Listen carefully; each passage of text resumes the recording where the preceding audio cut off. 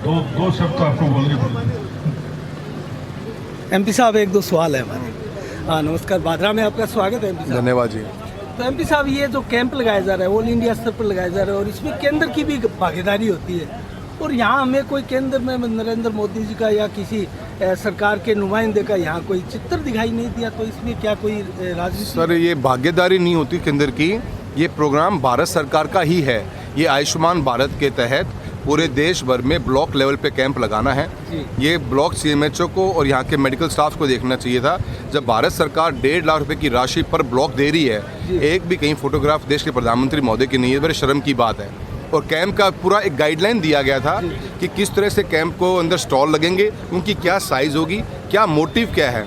वो मैंने अभी मोटिव समझाने की कोशिश भी करी, किसी मोटिव के ऊपर भी फोकस नहीं है। भारत सरकार द्वारा फरवरी 2022 में नेशनल डिजिटल हेल्थ मिशन का लॉन्च किया गया, जिसमें हमें डिजिटल हेल्थ कार्ड बनने थे। मात्र 22 कार्ड बनाए हैं आज और 300 लोगों के आए हैं। तो प्रचार प्रसार कहीं हुआ ही नहीं। उस 1.5 लाख रुपए का क्या इस्तेमाल किया गया है वो यहाँ का मेडिकल स्टाफ बता पाएगा।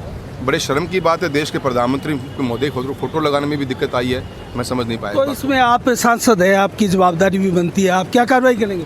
देखिए जी, हम भरपूर कोशिश करें। कार्रवाई मेरे कार्रवाई करने का काम नहीं, कार्रवाई स्टेट गवर्नमेंट को खुद करेगी। स्टेट गवर्नमेंट एक एग्जीक्यूटिव बॉडी है और दिशा की मीटिंग जब हनुमानगढ़ में हुई थी तो मैंने स्पेशली सीएमएचओ बातों कही थी कि आप एक बढ़िया कैंप लगाइएगा और इसमें ये प्लानिंग और गाइडलाइंस भारत सरकार ने एडवांस से भेजी है। मैंने आज जिले के मेरी लोकसभा क्षेत्र में मैंने सभी कैंप में गया हूँ, मैं छोड़ के चूरू के कैंप को मैं सभी कैंप में गया हूँ। पूरी गाइडलाइंस किसी ने पढ़ी नहीं है यहाँ पे और हमने कलेक्टर महोदय को भी कहा था कि वेल प्लानिंग करनी जानी चाहिए इसकी तरीके से। आप प्लानिंग करके अब इन्होंने ये रिपोर्ट, मैं तो बताऊंगा उनको कि भी सबसे आज 300 लोग आए मात्र जिले के अंदर, जहाँ जहाँ कैंप लगा 1500, 1000, 1600, 1700 लोग आए हैं। 300 लोगों का तो प्रचार प्रसार कहीं हुआ ही नहीं है, तो बड़ा गलत है, बड़े शर्म की बात है। अच्छा, आज क्षेत्र में जिस प्रकार से बिजली पानी का गंभीर संकट है, तूड़ी का भी गंभीर संकट है, इसके ऊपर क्या कहेंगे सांसद महोदय? देखिए, राजस्थान के अंदर हमेशा से ये हमारा पीक टाइम होता है मई जून के अंदर, अप्रैल मई जून में। इसमें गवर्नमेंट ऑफ राजस्थान को हमेशा बिजली परचेज भी करनी पड़ती है। बहुत भयंकर बुरे हाल हैं, 8-8, 10-10 घंटे की लाइट कटौती हो रही है। सरकार जाग नहीं रही है, हर जगह धरना प्रदर्शन लोग कर भी रहे हैं और जितनी भी लाइट आ रही है उसका कोई मैकेनिज्म नहीं है। मर्जी है, जब लाइट कट जाती है लोगों को पता ही नहीं चलता कि लाइट कब चलेगी। ये सरकार का टोटल फेलियर है। नहर पानी की जो समस्या है जिले में कई एरिया में बहुत विकराल रूप लिया हुआ है, पानी ना कमियां हैं। सरकार को कोशिश यही करनी है कि अब नहरबंदी है भी तो आप एक दिन ऑल्टरनेट डे छोड़ने का प्लान किया गया था। कलेक्टर महोदय द्वारा बताया गया था कि हर ऑल्टरनेट डे पे हम पानी देंगे, पर लोगों के गाँव में 10-10 दिन तक पानी नहीं पहुँच रहा। राजस्थान में 23,000 करीब मेगावाट बिजली उत्पादन का दावा अशोक गहलोत सरकार करती है, लेकिन यहाँ लागत अगर कहें तो 13,500 भी नहीं है। तो ऐसे में बिजली संकट समझ से परे नहीं है?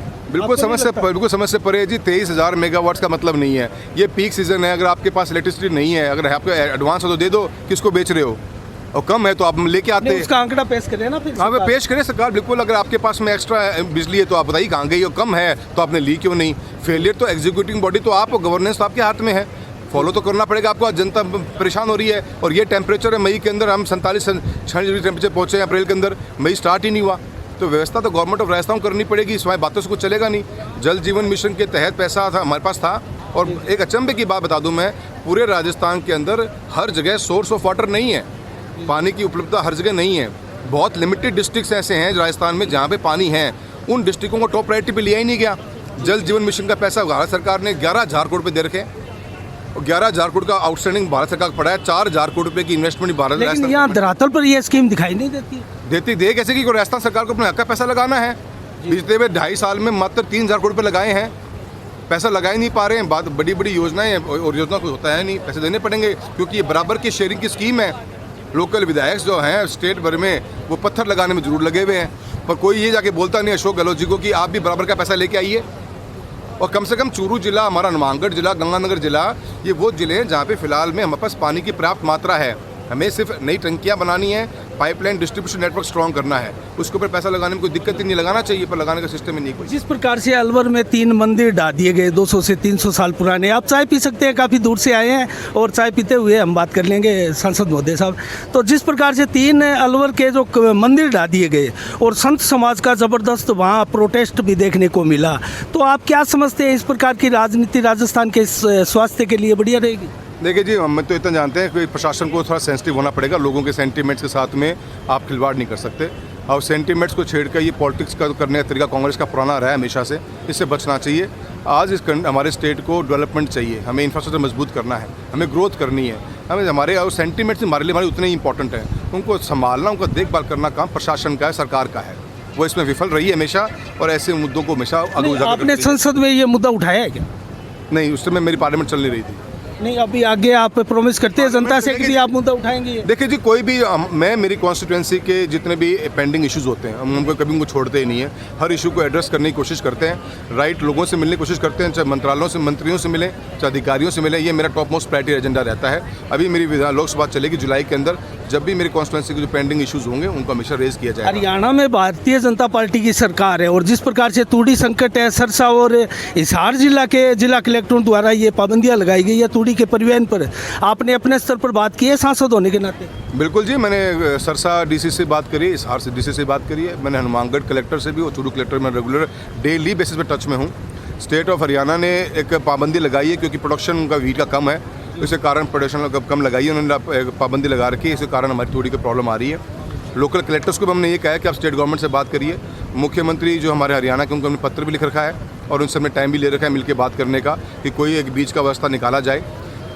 प्रॉब्लम यही है कि आज भाव भी बहुत बड़े हैं और जिस टाइम मेरी लोकसभा चल रही थी 15 दिन पहले, जब ये मुद्दा मैंने पार्लियामेंट में भी रेज़ किया था कि जिस तरह तूड़ी के भाव जो है गवर्नमेंट को इंटरवीन करने का प्रोग्राम है। भारत सरकार और केंद्र राज्य सरकार के पास में SDRF और NDRF का पैसा होता है, जो स्टेट डिजास्टर रिलीफ फंड होता है हमारा, उसके तहत भी हम तूड़ी के काउंटर्स खोल सकते हैं, सेंटर्स खोल सकते हैं, डिपो खोल सकते हैं। चूरू के अंदर अभी हाल ही में 20 करोड़ रुपये की राशि स्वीकृत करी गई है सभी गौशालाओं के लिए, ताकि अपना वो व्यवस्था कर सकें। कोशिश हमारी यही है कि डे टू डे मॉनिटरिंग करवा रहे हैं। क्राइसिस ज़्यादा है, अब गवर्नमेंट ऑफ राजस्थान को डिपो खोलने का काम करना पड़ेगा, एक व्यवस्था करनी पड़ेगी ताकि किसानों को उसका अभी कुछ राहत मिल सके। हालत गंभीर है और स्टेट गवर्नमेंट से बात करनी पड़ेगी। एज अ सांसद हम अपने तरफ से हमारे डिस्ट्रिक्ट के लिए कोशिश कर सकते हैं, पर ये पूरा स्टेट का मैटर है, इसमें स्टेट को ही इंटरवीन करना पड़ेगा। स्टेट आगे बढ़े, स्टेट हरियाणा सीएम से बात करे और कहीं जरूरत एक सांसद के रूप में लगती है तो हम अवश्य तैयार हैं। मैंने भारत सरकार से भी, क्योंकि भारत एक मैकेनिज्म है हमारी कंट्री के अंदर, मैं आज स्टेट को ओवर रूल करके आगे नहीं बढ़ सकता हूँ। स्टेट की स्कीम के थ्रू ही गवर्नमेंट की तक बात पहुँचेगी, स्टेट की एजेंसी के थ्रू ही भारत सरकार या हरियाणा सरकार तक बात पहुँचेगी। क्या प्रदेश के मुख्यमंत्री महोदय ने भारत सरकार के एग्रीकल्चर मिनिस्टर से बात करी है? क्या वो इंटरवीन करें, हरियाणा से बात करें या डायरेक्ट बात करें? मैकेनिज्म वो है। अब पब्लिक में कुछ भी आप उड़ाते चलो, लोगों को भ्रमित करते चलो, एक अलग मुद्दा है। तो मैंने मेरे पार्ट के ऊपर लोकल हमारे जो एक MP होने नाते मैंने CM महोदय पत्र लिखा है और उसे टाइम भी मांग रहा है। मैं मिल के भी आऊँगा क्योंकि मेरा बॉर्डर इलाका है, पूरा भादरा, पूरा राजगढ़ बॉर्डर का इलाका है। कोशिश हम भी लग रहे हैं, पर अभी सरकार को एग्जीक्यूट करना है, सरकार उनके हाथ में, उनको चलानी पड़ेगी। चलो, बहुत बहुत धन्यवाद MP साहब। तो दोस्तों, बहुत ही शानदार बातें हमें बताई और किस प्रकार से हमें बताया कि तूड़ी संकट जो है वो राजस्थान का स्टेट लेवल का संकट है, एक बड़े स्तर का संकट है। तो दोस्तों, संजीव बेनीवाल भी हमारे सामने बैठे हैं, हम उनसे भी बात करना चाह रहे थे, अभी वो व्यस्त है। तो दोस्तों, आप जिस प्रकार से देख रहे हैं कैंप, जो स्वास्थ्य मेला जो लगा है, उसमें सांसद महोदय की नाराज़गी स्पष्ट दिखाई दी है कि जिस प्रकार से 1.5 लाख रुपए केंद्र से इसमें मिलते हैं, तो वो पैसे कहाँ लगे? आज इतनी उपस्थिति भी दिखाई नहीं दे रही है और यहाँ सांसद महोदय ने संभवतः मेला प्रशासन को लताड़ भी लगाई होगी कि जिस प्रकार से यहाँ सेंटर के एक प्रकार से सहयोग से ये मेला चलता है, तो यहाँ प्रधानमंत्री का चित्र क्यों नहीं था? केंद्र सरकार की किसी प्रकार से भागीदारी यहाँ कैंप में दिखाई क्यों नहीं दे रही है? तो इसके ऊपर बहुत बड़ा सवाल है दोस्तों। और यहाँ जिस प्रकार से सांसद महोदय ने बताया कि किस प्रकार से जो है यहाँ स्वास्थ्य लाभ लिया जा सकता है, लोगों की भीड़ ज़्यादा हो सकती थी, वो अपने संबोधन में बता रहे थे। तो इसी के साथ दोस्तों, हमारी नज़रें बनी रहेगी साफ संदेश से। मैं अनिल कौशिक, नमस्कार, जय भारत, जय जय राजस्थान।